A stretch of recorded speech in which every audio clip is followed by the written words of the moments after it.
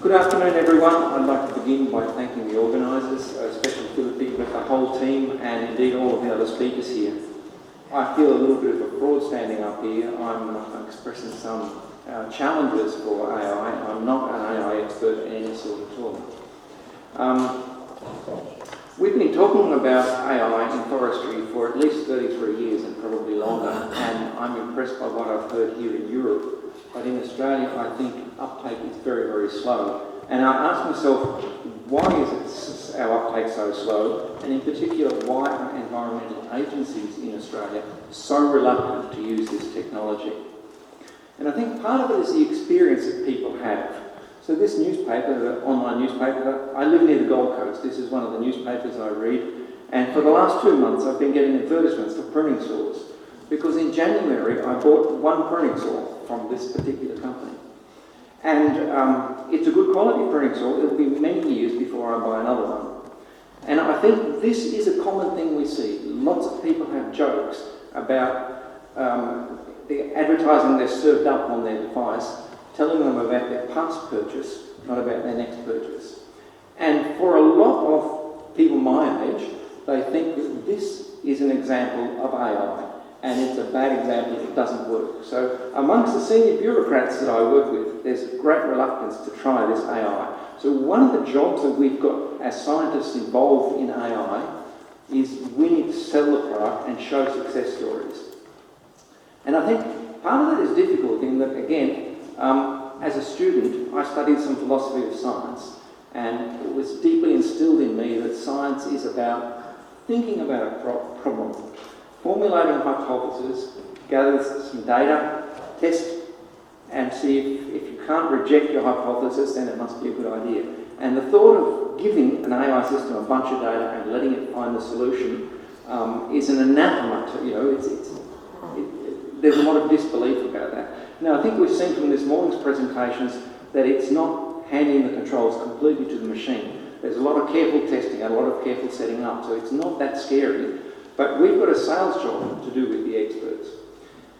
It's not just letting the AI find the pattern. I'm sure you can all recognise STEM analysis, and there are two patterns that happen here. So I'm a growth modeller, and when I look at data like this as a growth model, for me, the information is the red line, and the little black line is all noise. But if you're a dendrochronologist looking at climatic history, the red line is all noise, and the black line is the information. So often in the environment, there's more than one pattern that we need to find. So we need to be mindful that we train our packages well. Pattern is really important in the environment, and particularly in inventory, the pattern that you don't see is really problematic. I know lots of inventories that have had mistakes, but people very rarely talk about them. When I was an undergraduate student, Dawkins, this man, Collier Dawkins, who was a professor at Oxford for a while, he was my mentor when I did my master's degree, and he was rather unusual in that he spoke a lot about his mistakes. He said, you learn more about mistakes than you do about any other thing. So as a young man, he worked in Uganda, near Lake Victoria, and he was sent out there and he was involved in this inventory that was completely wrong. It gave a really bad result. And Dawkins set out to have a look at what was happening there. And the reason is that they did a systematic inventory with their plots on a regular grid, and it happened to coincide with a pattern in the environment. So there were some depressions where there was moist soil and some ridges where there was dry soil, and the growth of these trees was completely different. And as a result of that, Dawkins wrote this particular paper where he outlined some early examples of good inventory practice, and it made him absolutely resolve that you should do random sampling, never systematic sampling. But this probably wouldn't happen today, because that kind of pattern about moist and dry soils would be very, very easy to find with any kind of remote sensing that we've got. But I think the lesson that Dawkins pointed out still applies, that the pattern you don't recognise is your undoing. As an inventory expert, I think that AI is a really good tool for helping me identify patterns that I've overlooked. So I'm really optimistic about what AI can show us. Long ago, I was asked to do some work on this Calitris calamularis. It's a conifer that grows in Australia. It's in the genus Cupressaceae. It looks a little bit like the dehesa here. It's in dry country, it's a slow-growing conifer, it's in a wide spacing like the oaks in the dehesa. And the first thing when I started working with this was I was a little bit concerned that the permanent plots didn't actually represent the forest estate. In Australia, like a lot of places, we've got a small number of permanent plots that are measured regularly over decades, and we've got many temporary plots that tell us something about the broader forest estate. So in the bottom left-hand corner, you can see a summary of the permanent plots. So on the horizontal axis, I'm talking about the site quality, the site productivity, and the vertical axis, I'm talking about the stand basal area, so how crowded the forest is. And you can see this envelope around the data that we've got growth data for, permanent sample. And if I compare that on the top right, the dotted line shows what we know about the forest estate from temporary inventory plots, and you can see that the growth data we had wasn't adequate. When I did this 30 years ago, I did this graphically, and the tools I had meant this was the most efficient way of doing it, but it's a very, very simple analysis with graphs with two variables. I think it'd be really instructive to do this kind of comparison with many more dimensions with AI to try and be sure that when we do growth modelling, we're using the best available database for our analyses. But I've got a more important question. In Australia, there's a lot of carbon sequestration and a lot of money changes hands. Companies claim that they're storing carbon, perhaps because they've planted trees, perhaps because they've changed the management of natural forest or woodlands and grasslands. So in this image here, you can see that they've changed the grazing regime there, so there's more biomass there. And a lot of money follows these kind of claims. And I'm really sceptical about these claims. I've been involved with some of these, and I know they're overstated, and I know there's no systematic supervision of these claims. I think the scope is really big there to have some AI with publicly available information to test whether these claims are reasonable. We don't even actually need to estimate how much carbon is there. In Australia, the carbon market is such that the providers report what their claim.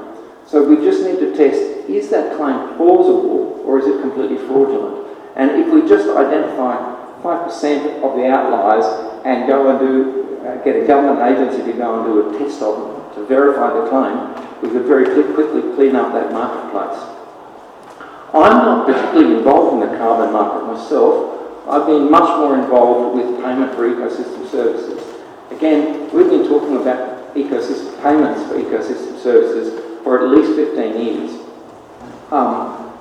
In Australia, most of these payments are for long-tail delivery. So the government will say it wants to fund protection of a certain kind of habitat, and people will offer a bid to say that they'll protect this for a certain amount of money. And the promise is that that land will be protected under a private arrangement for 100 years. But I suspect there's not much supervision. People won't know about this long tail of delivery for 100 years. So I'm very sceptical about this kind of approach. And I've been working to try and make annual payments to landholders. In Australia, most protection of rare plants and animals is by legislation. And if a private landholder has an endangered animal on their property, there's immediately a big bunch of restrictions about what they can and can't do. And the consequence of that is that very few landholders report that they've got a special animal there. And it also means that all of these guidelines means there's very, very little innovation. You know, we're sort of doing painting by numbers. And some of these private landholders are very, very proud of those animals or birds that are there, but they don't tell anyone except trusted colleagues. And some of them deliberately manipulate the landscape, but not in the way that the government guidelines say. And so, having experienced a little bit of that, I think we need to foster more innovation, and our current system is not doing it. So I've been advocating for a long time that we should set up a system where we make annual payments to private landholders for notifying their rare plants and their rare birds and animals, and that would lead to a positive outcome. I spent a lot of time talking to government bureaucrats, and I've had quite a bit of support at the low levels, but at senior levels, the issue always is, how can we ensure that these claims are correct? And again, here I think there's lots of scope for AI. If we have multi-resource, publicly available data, and we have AI systems, we don't have to specifically say that that species is there. We just need to test the plausibility of the claim. If we have 100 landholders submitting returns saying they've got this species, it should be rather easy for us with an AI system to look at multi-resource inventory and see which ones appear to be outliers. So I think there's great scope for that, and if someone's got some ideas, I'd love to have discussion with you about the possibilities for doing this. So the key messages I want to make is that I think we've got lots of scope to warn about environmental variation that's overlooked in inventories and surveys, and I think we need to draw attention to claims that need to be verified by ground survey, and this can be in the case of carbon sequestration, but also in the case of provision of environmental services. And I think there's a couple of opportunities we need to be clear about. I think in Australia, senior bureaucrats are reluctant to use AI and machine learning because they can't see what's inside the box. And I think we need to take some lessons. Someone this morning mentioned principal components. And one of the nice things with the principal components is you can say that the first principal component explains much of the variation, and it's primarily, if you like, site index or base layer or something like that. And if we can do something a little bit the same with AI to make it easier for people to understand what's happening in the black box, that will help our case. And I think we need to be more proactive about publishing success stories. When someone does something really good with AI in environmental applications, we need to make sure that our senior bureaucrats get to manage that. Thank you very much.